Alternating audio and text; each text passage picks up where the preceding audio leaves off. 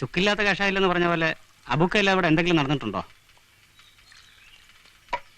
വല്ല കാര്യമുണ്ടോ സമുദായക്കാരെ പിണക്കാൻ? ആ പെണ്ണിന്റെ കാര്യത്തില് വീട്ടുകാർക്കില്ലാത്ത തെണ്ണമാവിന്. അത് പിന്നെ കാണാൻ ചന്തമുള്ള പെണ്ണല്ലേ. ഇറങ്ങണ കടന്ന്. അബു ചെയ്യുന്നത് തെറ്റായിരിക്കും, പക്ഷെ അവനെ കുറിച്ച് അനാവശ്യം പറഞ്ഞാലുണ്ടല്ലോ.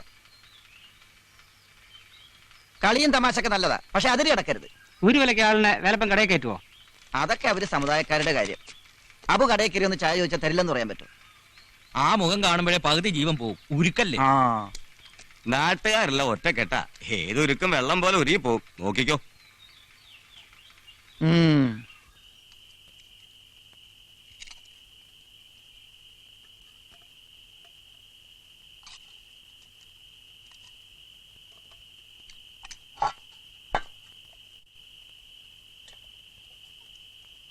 ഉമ്മക്ക് വിഷമായ? ഇതൊക്കെ ഒരു വിഷമാണോ മോനെ? കൊതിക്കണതൊക്കെ തിന്നാൻ തോന്നുന്ന സമയല്ലേ? എന്ത് ചെയ്യാ, പഠിച്ചവൻ ഇങ്ങനാണല്ലോ ആ കുട്ടിന്റെ തലയിൽ ഭരിച്ചത്.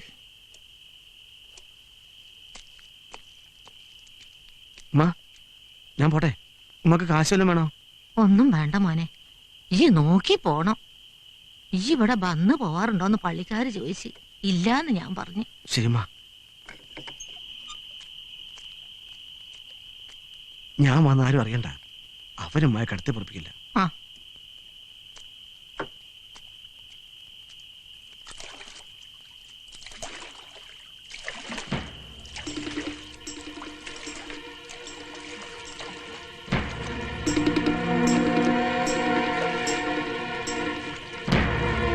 ഞങ്ങൾക്ക് നേരത്തെ സംശയം ഉണ്ടായിരുന്നു, അതാ കാത്തു നിന്നേ. എടാ സലീമേ, ഈ കുഴപ്പമുണ്ടാക്കല്ലേ. ഇപ്പൊ ഈ അമ്മയോട് ക്ഷമിക്കാനോ? നിങ്ങൾ ഞങ്ങൾ മണ്ടന്മാരൊക്കെ ഇനി കുടുംബത്തോടെ ഊരുവിലക്കും. നോക്കിക്കോ.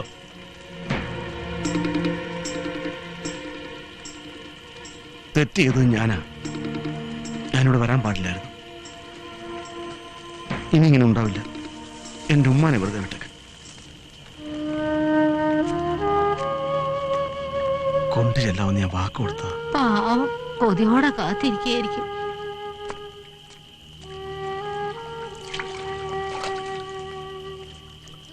തോറ്റെന്ന് കരുതണ്ട. ഇതിന്റെ പേരിൽ എന്റെ ഉമ്മയെങ്ങാനും വേദനിപ്പിച്ചെന്ന് അറിഞ്ഞാൽ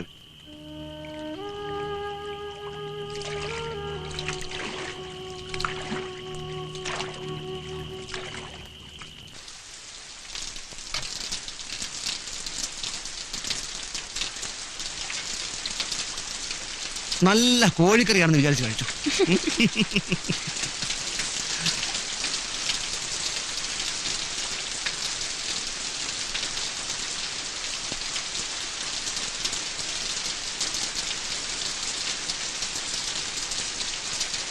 എന്തേക്കാ? ഒന്നുമില്ല. പാവം എത്ര മോഹിച്ചുണ്ടാക്കിയതെന്നറിയോ? സമ്മതിച്ചില്ലേ? ഉമ്മയ്ക്കും വിഷമായി.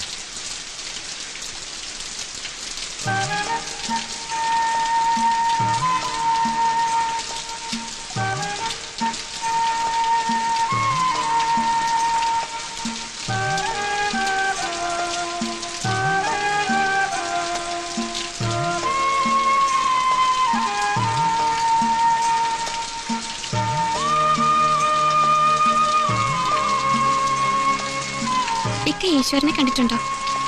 ഇല്ല. എന്താ അങ്ങനെ ചോദിച്ചേ? ഞാനിപ്പോ ഈശ്വരനെ നേരി കണ്ടോണ്ടിരിക്കാം.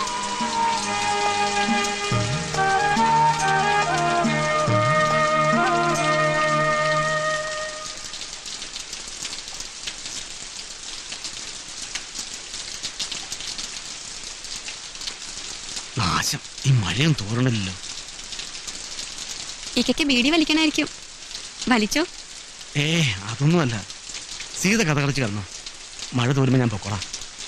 ഈ മഴയത്ത് ഇങ്ങനെ തൂണിപ്പോയി കിടക്കുന്നേ? ഇന്ന് ഇവിടെ കിടക്കാം. അയ്യോ, അത് വേണ്ട. നാട്ടുകാർക്ക് പിന്നെ അത് മതി. ആർക്കും വേണ്ടാത്തവരല്ലേ നമ്മൾ രണ്ടുപേരും. ഇനി ആരെ പേടിക്കാനാ? എന്നാലൊരു പായം തലണെങ്കിൽ എടുത്തോ. ഞാൻ ആ വരാന്ത ചെല്ലുണ്ടോളാം.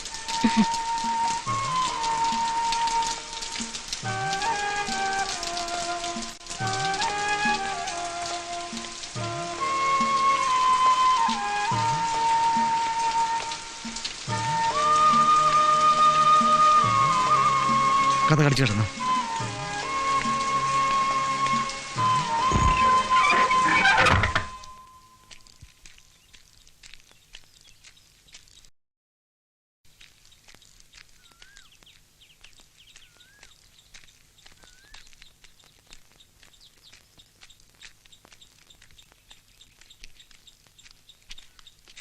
ഓഹോ, വന്ന് ഒരുമിച്ച് പൊറുതിയും തുടങ്ങി. ഉയ്യോ, ഇപ്പോഴാണോ തമ്പ്രാക്കളത് അറിയുന്നത്? എടോ പകരുന്ന സൂക്കേടാ, പിടിച്ചാ പിന്നെ മരുന്നില്ല. പഠിപ്പും പോലുള്ള തനിക്കത് അറിയില്ലേ?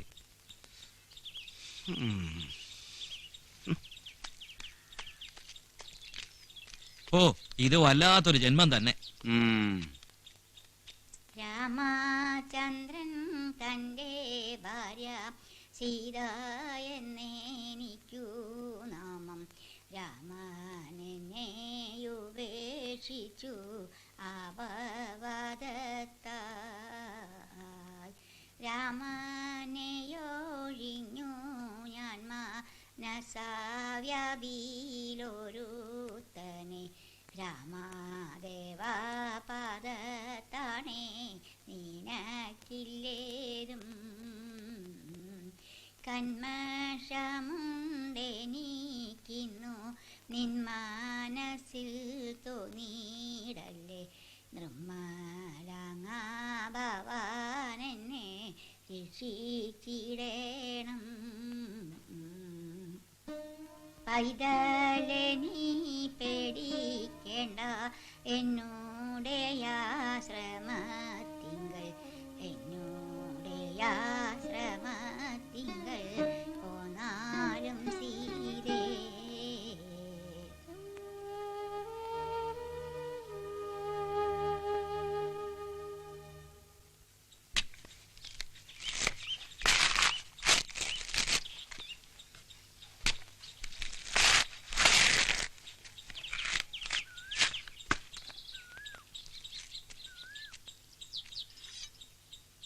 എന്നെ സഹായിക്കാൻ വന്ന വീട്ടുജോലിയൊക്കെ പഠിച്ചല്ലേ? ഓ, ഇതൊക്കെ ഞാൻ വീട്ടിലും ചെയ്യാറുണ്ട്. എങ്ങനെ ഉണ്ടായിരുന്നു ബോംബെയിലെ ജീവിതമൊക്കെ?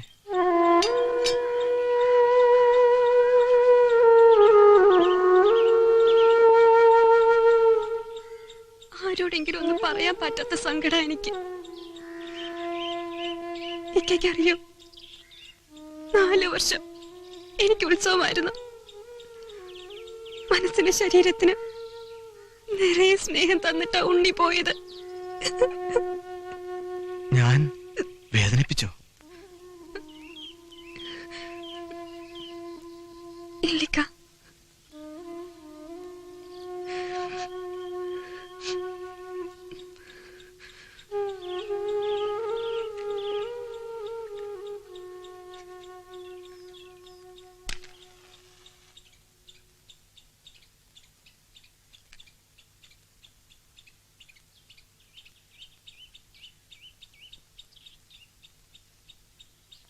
ഇക്കയോട് ഒരു കാര്യം ചോദിക്കട്ടെ? എന്താ ഇതുവരെ കല്യാണം കഴിക്കാത്തെ? നല്ല പ്രായത്തില് എന്റെ ഉമ്മ കെഞ്ചി പറഞ്ഞതാ, പഠിപ്പിന് പറ്റിയൊരു ജോലിയും മൊഞ്ചുള്ളൊരു പെണ്ണും. ഉമ്മയുടെ ആഗ്രഹമാ. ഇനി അതൊക്കെ ആയിക്കൂടെ? ഏയ്, അത്തരം മോഹങ്ങളൊക്കെ എന്നേ ഞാൻ ഈ പുഴയിൽ ഒഴുക്കി കളഞ്ഞു. ഇക്കയ്ക്ക് ഈ കടത്തുപണി ഉപേക്ഷിച്ചൂടെ? ഈ പുഴയും കടത്തുമെല്ലാം എന്റെ വാപ്പയുടെ ഓർമ്മകളാ. സീതയ്ക്കറിയോ, കുട്ടിക്കാലത്ത് രാത്രികളിൽ വാപ്പ എന്നെ ഒറ്റയ്ക്ക് തോണിയിലിരുത്തി അക്കരയ്ക്കര തൊഴിയുമായിരുന്നു. എന്റെ 8ാമത്തെ വയസ്സിൽ വാപ്പ മയ്യത്താവുന്നവരെ.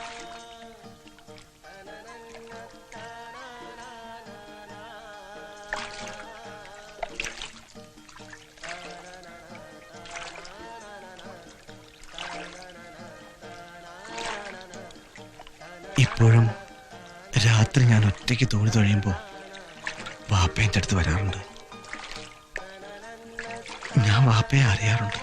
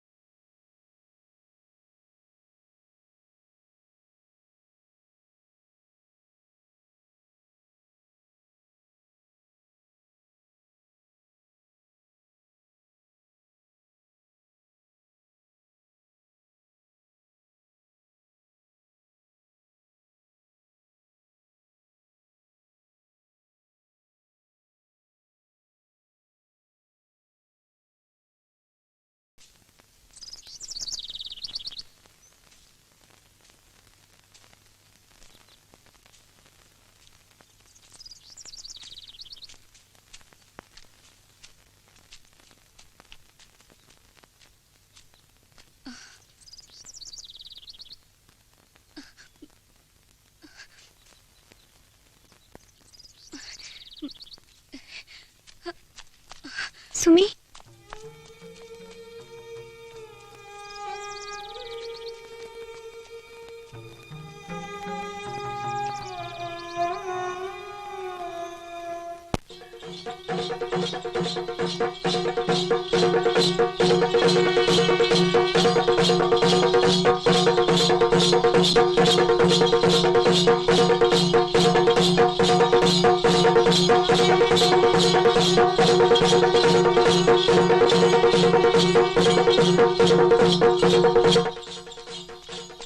ദാ, ഇല. ഇതിങ്ങനെയല്ലേക്കാ നടുമുറിച്ച് ദേ ഇതുപോലെ. നമ്മക്ക് ഈ ഏർപ്പാടൊന്നും അറിയില്ലല്ലോ.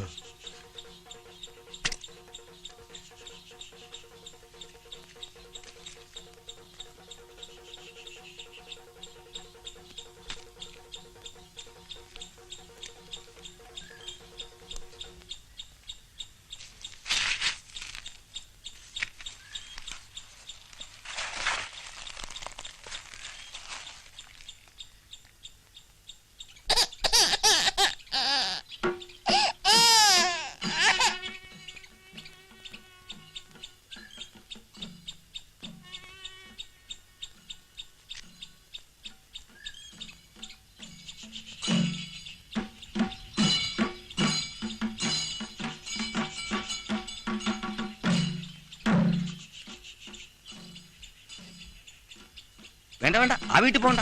ഇങ്ങോട്ട് കടന്നോ.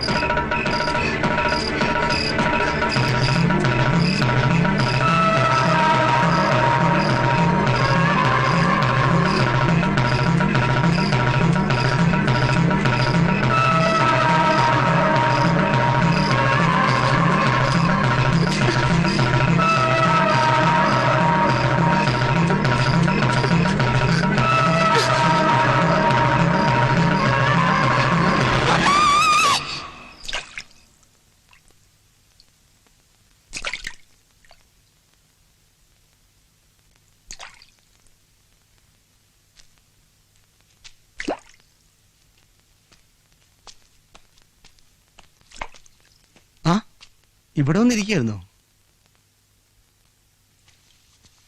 ഇക്ക, ഞാൻ ഇന്നലെ ഒരു സ്വപ്നം കണ്ടു. ഒരു ഭീകര രൂപം എന്റെ പിന്നാലെ വന്നു. പക്ഷേ അതിനെന്റെ തന്നെ ഛായയായിരുന്നു. എന്നാ പിന്നെ എന്നെ ഒന്ന് വിളിച്ചൂടായിരുന്നോ?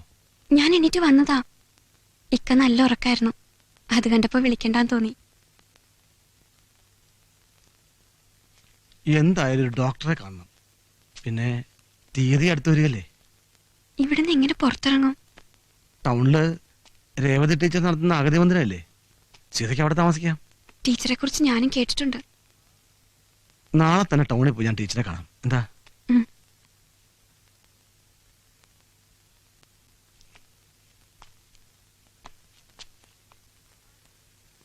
ആ കുട്ടി ഇവിടെ താമസിപ്പിക്കാൻ ബുദ്ധിമുട്ടാണെന്നാ ടീച്ചർ പറഞ്ഞത്. എനിക്ക് ടീച്ചറെ ഒന്ന് കണ്ടൂടെ? Madam, yes. കാര്യങ്ങളെല്ലാം സൂസനോട് പറഞ്ഞിരുന്നല്ലോ. അങ്ങനെ പറഞ്ഞൊഴിയരുത്. കുറച്ച് ദിവസത്തേക്കെങ്കിലും. മിസ്റ്റർ അബുവിന് ഞാൻ പറയുന്നത് മനസ്സിലാകുന്നില്ല. അതിവിടുത്തെ മറ്റ് അന്തേവാസികൾക്ക് ബുദ്ധിമുട്ടാകും. കേട്ടറിഞ്ഞു വന്നതാ. അല്പം കരുണ കാണിക്കുന്നു കരുതി. ഇക്കാര്യത്തിൽ ഞാൻ ഹെൽപ്ലെസ്സാ. ആ കുട്ടിയോട് എന്തെങ്കിലും വിരോധം ഉണ്ടായിട്ടൊന്നും അല്ല. വേറെ എന്ത് സഹായം വേണമെങ്കിലും ഞങ്ങൾ ചെയ്യാം. വേറെന്ത് സഹായം? എന്നാ പിന്നെ തണല് പുറത്തുള്ള ബോർഡിൽ മാത്രമേ ഉള്ളൂ, ഇല്ലേ മാഡം? മിസ്റ്റർ, വാക്കുകൾ ഉപയോഗിക്കുന്നത് സൂക്ഷിച്ചു വേണം. അറിയാം.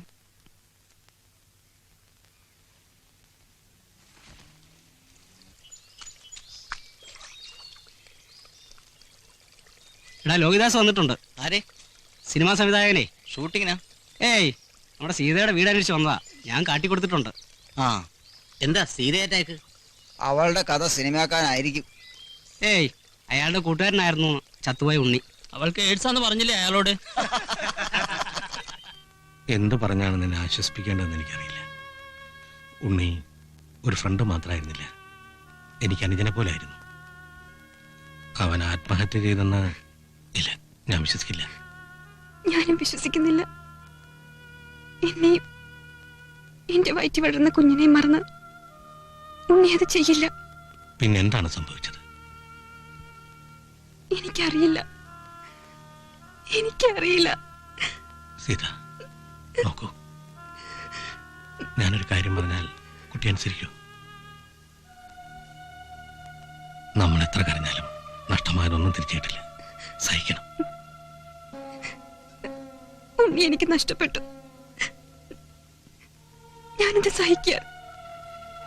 പക്ഷെ എനിക്കിത് അച്ഛനും അമ്മയും നാടും വീടും എല്ലാം നഷ്ടപ്പെട്ടു. ഈ ഭൂമിയില് ഞാൻ തനിച്ച. എന്തിനാ ഞാൻ ജീവിക്കുന്നേ? ആര് പറഞ്ഞു തനിച്ചാണെന്ന്? നിന്റെ ഉള്ളിൽ ഒരു പുതുജീവൻ വിടരുന്നില്ലേ? അത് നിന്റെ ശരീരത്തിന്റെ ഭാഗമാണ്, ആത്മാവിന്റെ ഭാഗമാണ്. അതിനോട് കാരുണ്യം കാട്ടണം, സ്നേഹം കാട്ടണം. ആ കുഞ്ഞ് നിന്റെ എല്ലാ സങ്കടങ്ങളും തീർക്കുമെന്ന് പ്രതീക്ഷിക്കാം. പ്രതീക്ഷകളാണല്ലോ നമ്മളെയൊക്കെ ജയിപ്പിക്കുന്നത്.